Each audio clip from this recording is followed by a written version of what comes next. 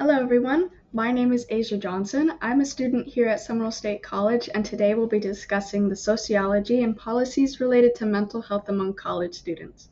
Let me start by asking you a question. If you knew the future would be tainted by today's decisions regarding mental health, would you change it now or later?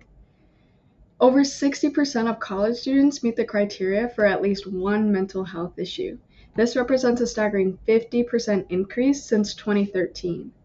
As someone who frequently struggles with mental health myself, I want to explore the reasons behind this and discuss ways we can support mental well-being from the student's perspective. And you, as students, faculty, and peers, you have the opportunity to gain knowledge to build the strong support systems needed to address mental health early before it goes unnoticed until it's too late.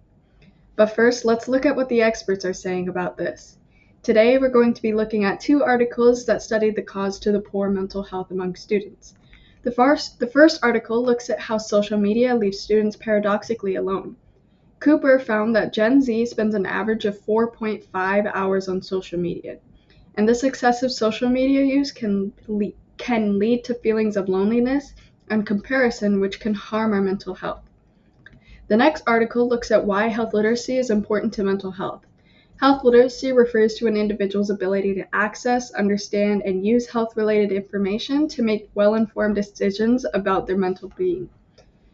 They found that individuals with higher levels of health literacy have improved mental well-being.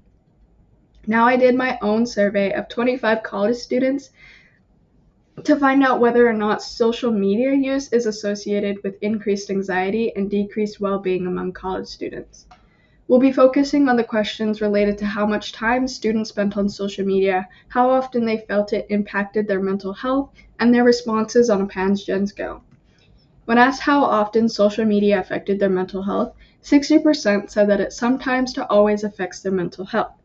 When asked how many hours they spent on social media, 76% of them said that they spent 3 or more hours on social media.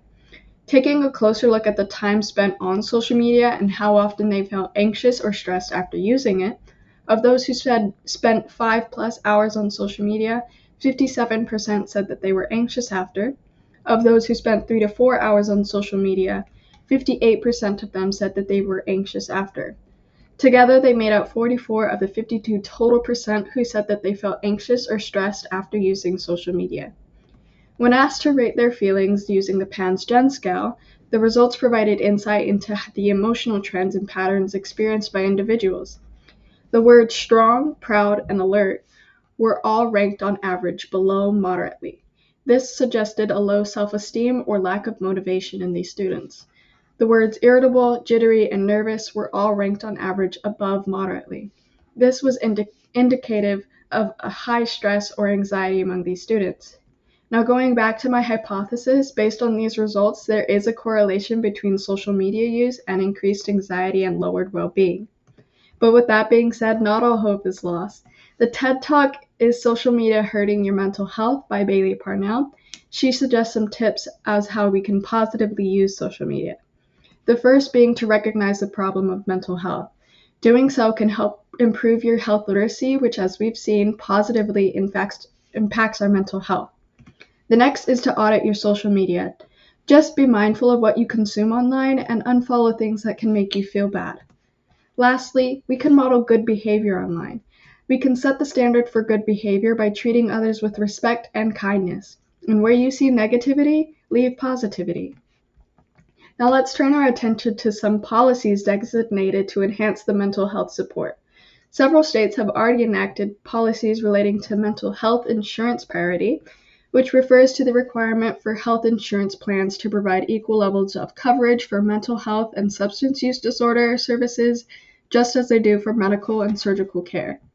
In order to address the mental health counselor shortage, while affirming access to quality care, states have considered options to streamline licensing process for mental health providers, loan forgiveness, and professional scholarships.